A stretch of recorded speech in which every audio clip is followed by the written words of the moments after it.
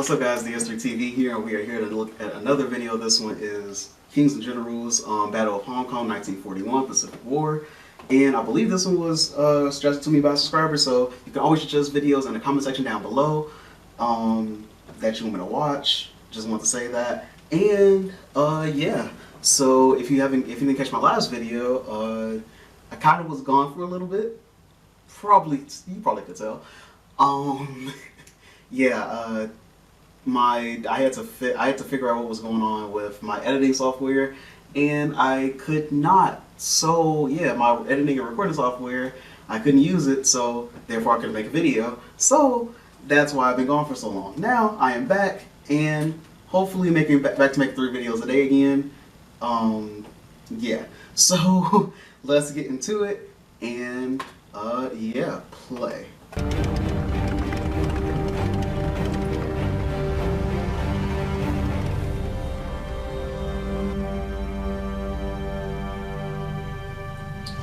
For more than 100 years, the colony of Hong Kong had been under the administration of the British Empire, rapidly developing into a major entrepot of the region.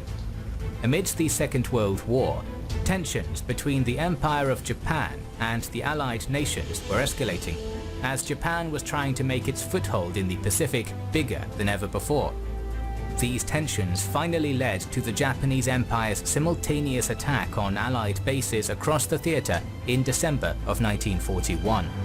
In this video, we will cover one of these attacks, the Battle of Hong Kong. Among our New Year's resolutions... Also, I want to say before we get into the actual video, yeah. So, I don't also only do like history and war videos. You can recommend me anything, and I will react to it at some point. Just got to give me time to react to it. I'm kind of behind on some reactions because I haven't been on in about like a good week or two. So yeah, I might be a little bit behind, but I'm gonna catch up to the reactions, and then it'll be whoever recommended me something the day before or something like that. You will see your video the next day. It'll be fine. Just know that you can recommend me almost anything, and I will react to it. And if I cannot react to it, I will just tell you that in the comment section down below. Yeah. Solutions for 2021 is reading more books, and the sponsor of today's video, Blinkist, will help us off titles. The Shortcast are going to get unlimited access for 1 week to try it out. You'll also get 25% off if you want the full membership. When the British signed the Anglo-Japanese alliance in 1902, they were not expecting that Japan would rise to dominance in the Far East. Rather, they were concerned about the expansion of the Russian Empire in the region.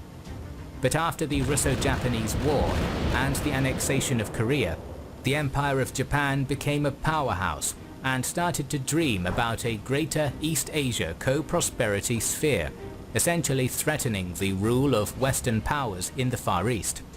In 1923, the Anglo-Japanese alliance was terminated, leaving behind a feeling of distrust between the British Commonwealth and the Empire of Japan.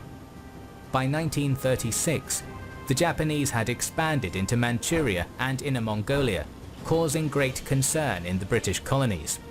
As Japan invaded China and managed to conquer Beijing, Nanjing and Shanghai, the colonies started preparing for war.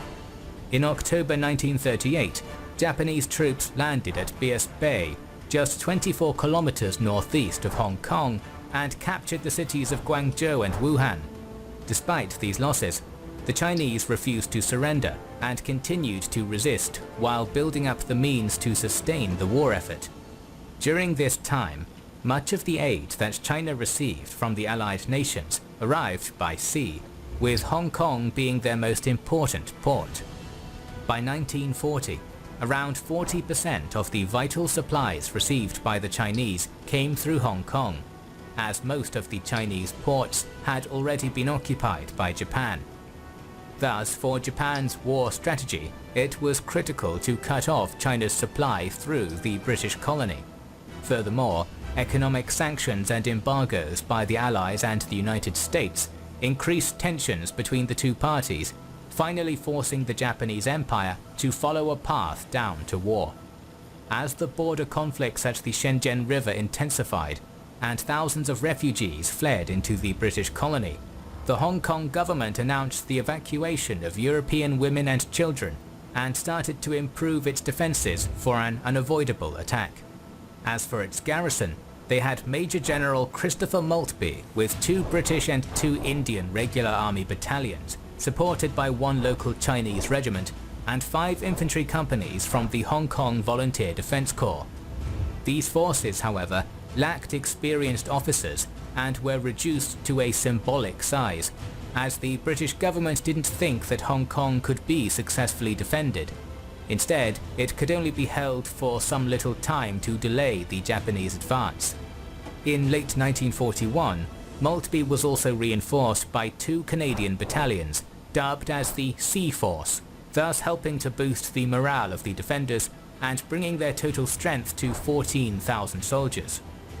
Meanwhile, the Japanese invading force of the 23rd Army was composed of the 28th Infantry Division with approximately 20,000 men, the 2nd China Fleet with the Isuzu light cruiser as its flagship, and the 1st Air Brigade, mainly composed of the Kawasaki Ki-32 light bombers.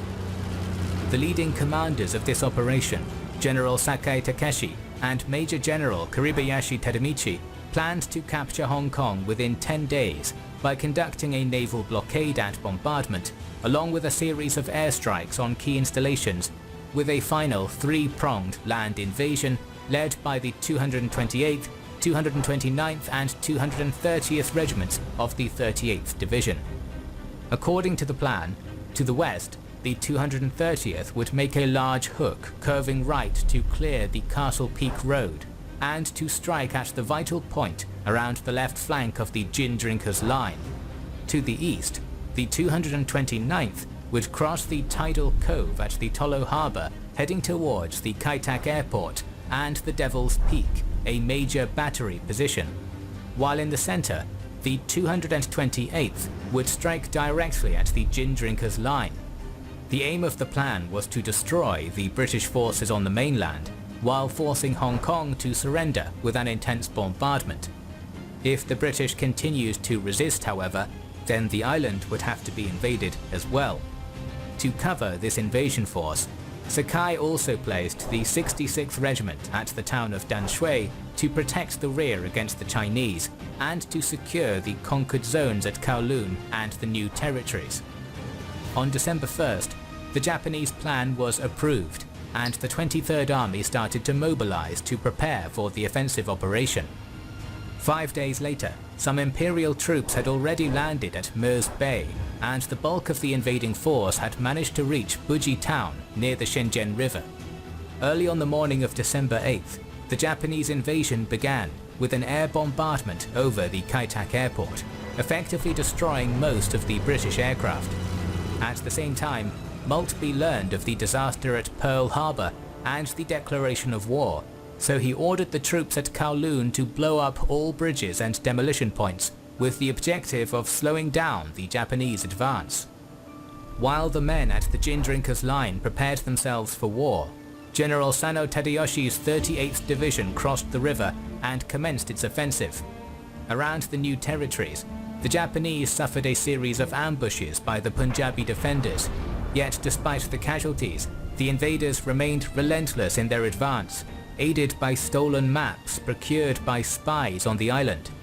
By late afternoon, the Japanese had reached the village of Taipo, and a couple of hours later, the invaders took their enemy by surprise at the town of Shatin, forcing the defenders to retreat to the Gin Drinkers line. The following day, Vice Admiral Nimi Masaichi, aboard the Isuzu, completed the naval blockade around the island of Hong Kong, although 2 British destroyers managed to escape the encirclement. At midday, Colonel Doi of the 228th was at Needle Hill doing reconnaissance when he detected a weak spot on the Gin Drinkers line, exactly at the Xingmen Redoubt. Despite the foggy weather and the fact that the redoubt was outside his regimental boundary, the Japanese officer didn't want to waste this great opportunity to break through the British defences, so he ordered his men to prepare for an assault.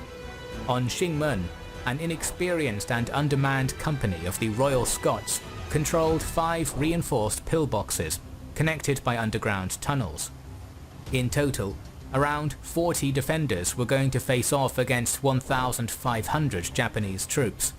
Undetected, a 150-strong vanguard managed to reach 2 of the pillboxes by afternoon and prepared to attack at night.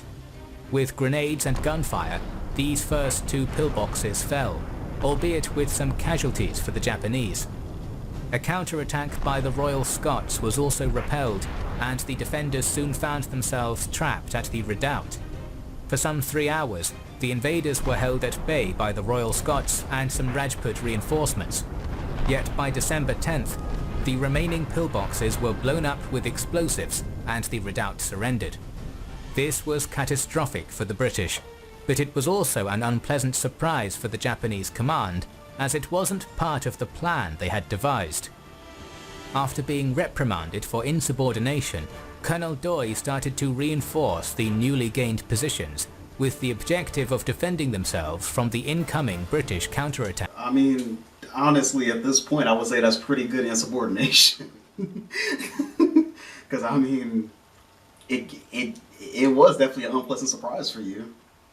And, you know, you're military, so I don't know. Meanwhile, the 230th advanced against Golden Hill, where another company of the Royal Scots was stationed. This time, however, the British managed to hold their ground with the help of Rajput reinforcement and the support of the gunboat HMS Sikala. At the same time, the 229th started to cross Tide Cove after being held up by delaying actions. The next day started with a naval invasion on Lama Island, heading to cross the straits into Aberdeen Island and thus threatening the British position at Hong Kong. This attack was eventually driven off by long-range artillery from the Winnipeg Grenadiers, but it succeeded in diverting the efforts of the defenders, as Maltby kept the Canadian battalions on Hong Kong Island and allowed the Japanese to consolidate their position on Shingmun. With the gin drinkers line breached and the threat of an attempted naval invasion, Maltby had no other choice but to order the evacuation of the mainland forces under the cover of darkness.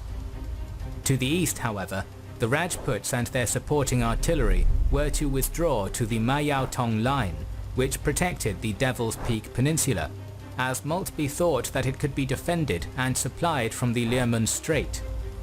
Yet on the night of December 12th, the Rajputs saw their position untenable and finally decided to retreat to Hong Kong Island through the straits.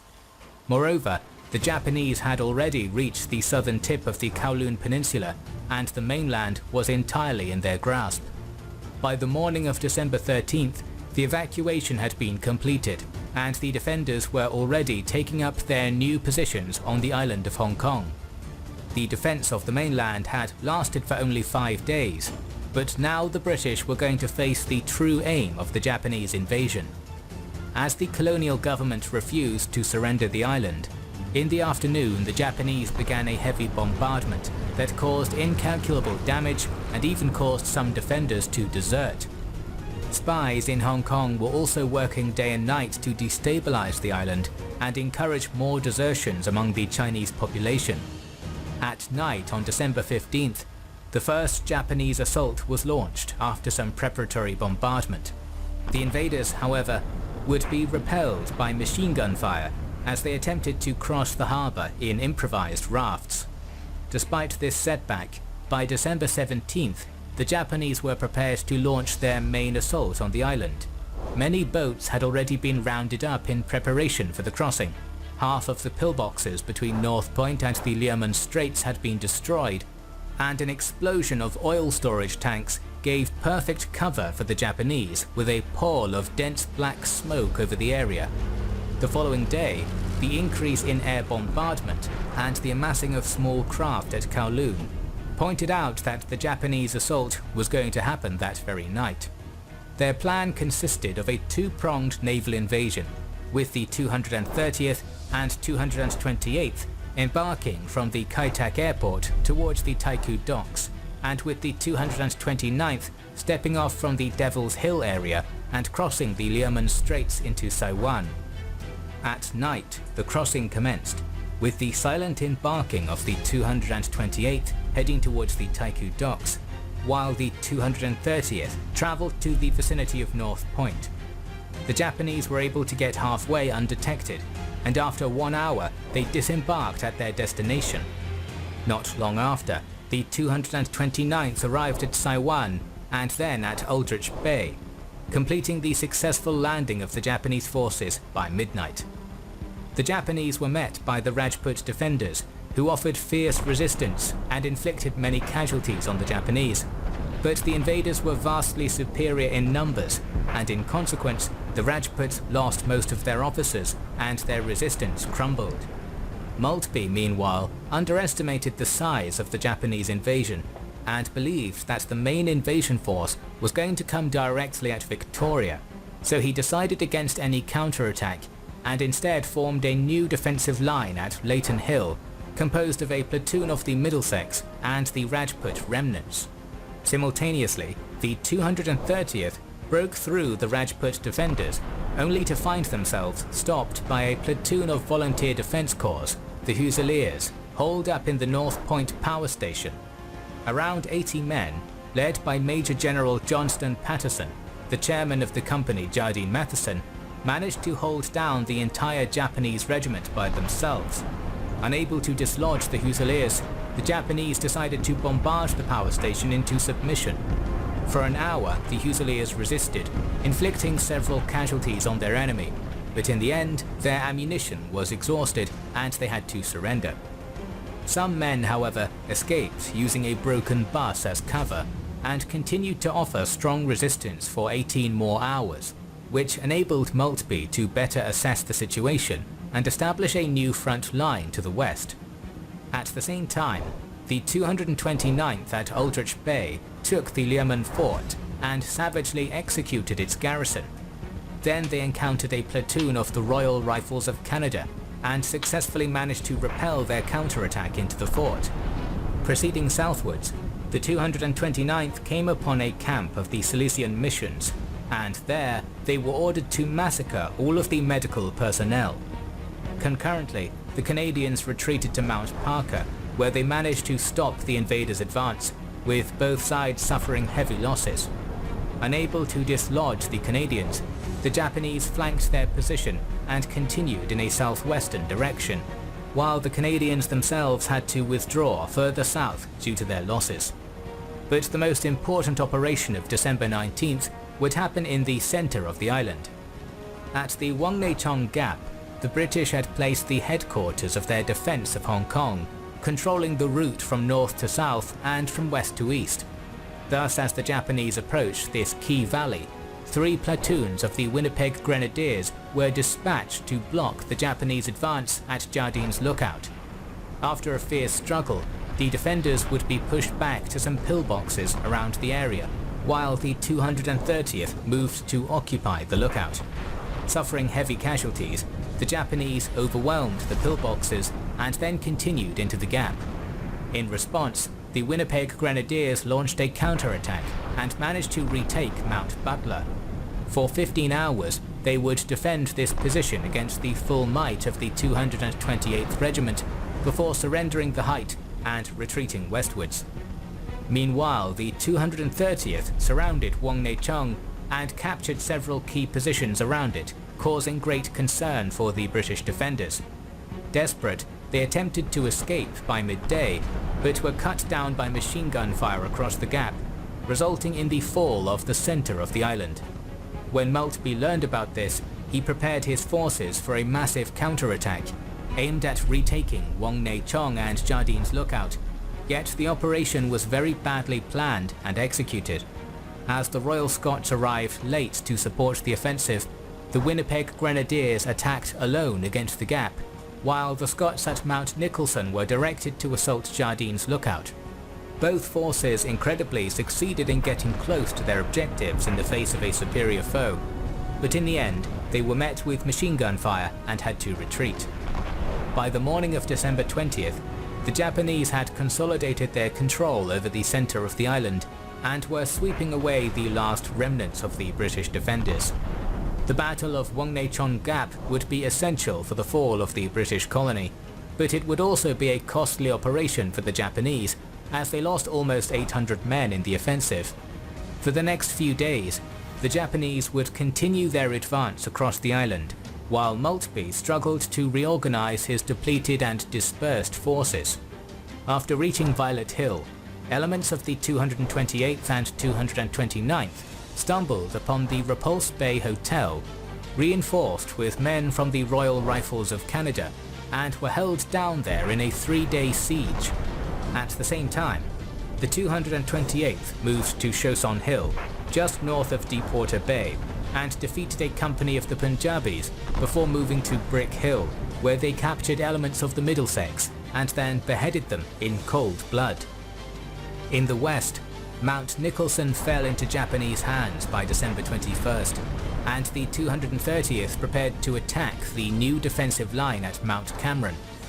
The following day, the attack commenced, with the Punjabi defenders south of Leighton Hill being decimated and opening up a gap in the British line. Luckily, Rajput reinforcements coming from the north managed to hold down the invaders, while men from the Middlesex reinforced the gap to stop the Japanese advance.